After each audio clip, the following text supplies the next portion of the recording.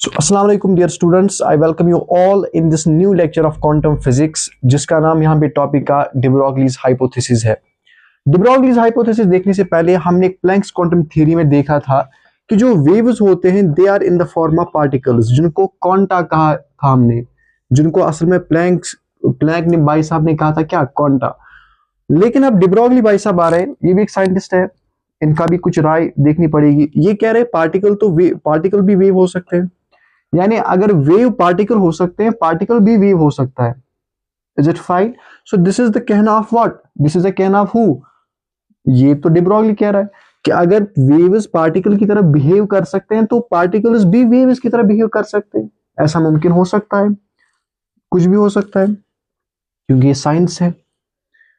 सो यहां पे de Broglie ने कहा कि जो पार्टिकल है, पार्टिकल भी वेव की तरह बिहेव कर सकता है, पार्टिकल भी वेव की तरह बिहेव, और उस पार्टिकल का बिहेव करना इसने बताया ऑल मैटर,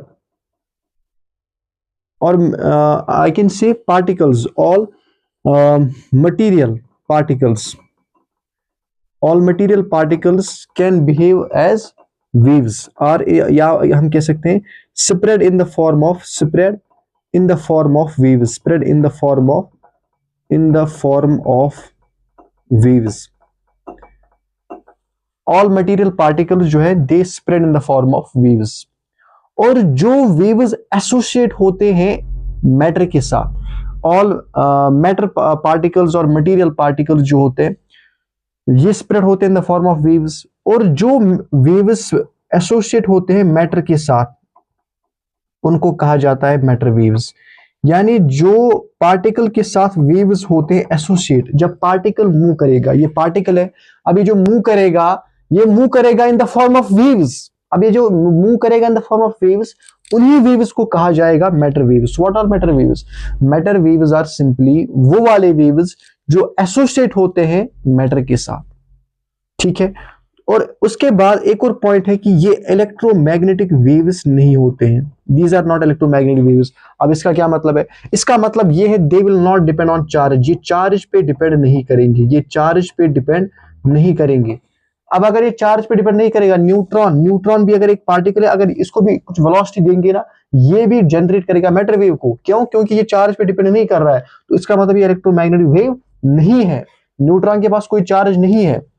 इसके बाद इसकी थोड़ी डेरिवेशन देख लेते हैं। प्लैंक्स क्वांटम थ्योरी के अनुसार E is equal to h nu, E is equal to h nu, तो ये इक्वेशन नंबर फर्स्ट है। उसके बाद E is equal to m c square, ये किसका कहना है? ये तो आइंस्टाइन भाई साहब का कहना है। E is equal to m c square. Equation number 2, energy are same, left hand side same तो राइट हैंड साइड भी सेम होगा, यानी एम सी स्क्वायर जो बराबर होगा एच न्यू के। यहां से मास का वैल्यू बराबर आएगा, मास का वैल्यू बराबर आएगा h nu by c square, h nu by, इस मास के वैल्यू को यहां पे हम ऐसे रखेंगे इक्वेशन नंबर थर्ड में। Is it fine? उसके बाद हमें पता होता है मोमेंटम बराबर होता है मास इंटू वेलोसिटी के, वो पता है नहीं पता यार। अब अगर मास इंटू वेलोसिटी के बराबर है तो यहाँ पे आप मास का वैल्यू दे दो h nu by c square, और अपना वेलोसिटी ऊपर, ये वेलोसिटी और इसका एक सी कैंसिल हो जाएगा, दोनों वेलोसिटीज है ना यार।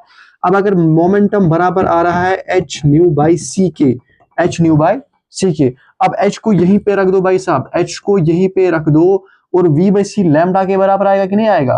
तो ये एच बाई लैम्डा के बराबर आया, तो यहां से लैम्डा को यहां ले लो, पी को यहां लाओ, p is equal to h by lambda, lambda को इधर, पी को इधर, तो लैम्डा बराबर आएगा मेरे दोस्त एच बाई पी के। This is what we called as a de Broglie's wavelength, this is what we called as a de Broglie's wavelength, lambda is equal h by p. अब ये जो पी है, lambda is equal to h by p हमारे पास आया। P में अपने पास होता है मास इंटू वेलोसिटी, क्योंकि मोमेंटम बराबर होती है मास इंटू वेलोसिटी के, तो P के पास अपना मास इंटू वेलोसिटी है।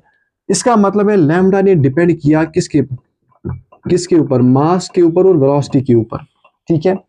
अब अगर मास कांस्टेंट है, keeping the mass is constant, lambda is inversely proportional to V, lambda is inversely proportional to V।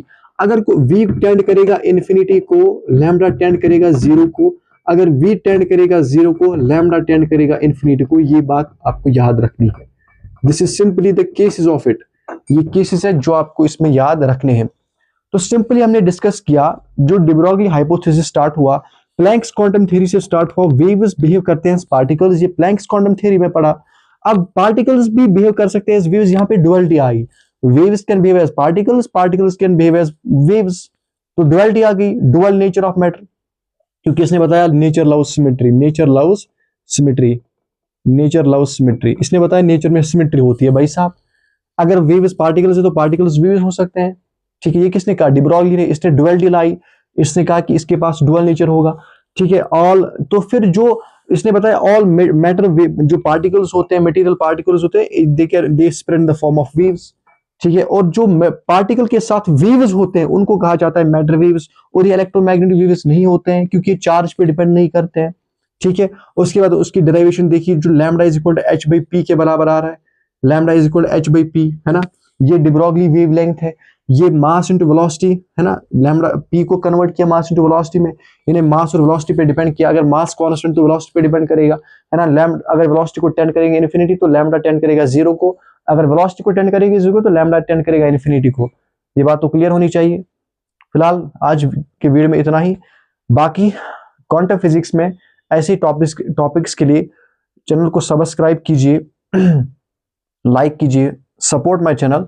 ऐसे वीडियोस लाने के लिए आगे भी क्वांटम मैकेनिक्स जो है इसको कंप्लीट करने की कोशिश करेंगे। Till then take care and अल्लाह हाफिज।